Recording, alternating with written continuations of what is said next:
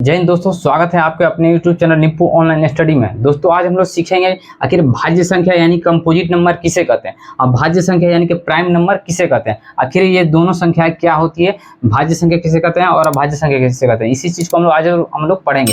दोस्तों आइए हम लोग सबसे पहले जानते हैं कि भाज्य संख्या यानी कि कंपोजिट नंबर क्या है। यानी कि भाज्य संख्या है वैसी संख्या है जिसमें स्वयं से एक से अलावा किसी और से भी भागा लग सके, विभाजित हो सके, उस संख्याओं को हम लोग क्या कहते हैं, भाज्य संख्या कहते हैं, यानी कि कंपोजिट नंबर कहते हैं। यानी कि जैसे कि एग्जांपल के तौर पर हम लोग ले लेंगे 4।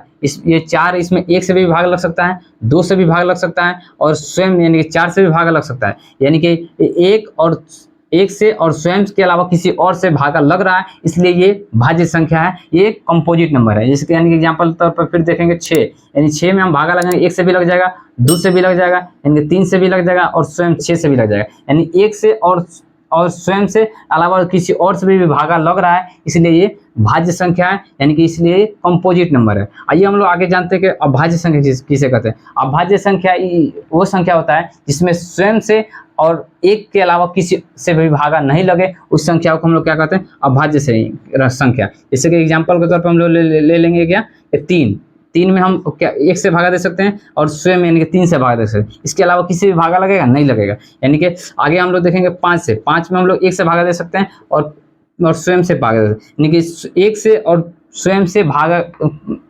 स्वयं के अलावा किसी से भी भागा नहीं लगे, उस संख्या को हम लोग क्या कहते हैं, अभाज्य संख्या यानी कि प्राइम नंबर कहते हैं। ठीक है, तो दोस्तों हमने एक सेशन शुरू किया मैथ का सेशन, जिसमें बिल्कुल जीरो क्लास से लेकर अनंत तक का कॉन्सेप्ट को पढ़ाया जाएगा।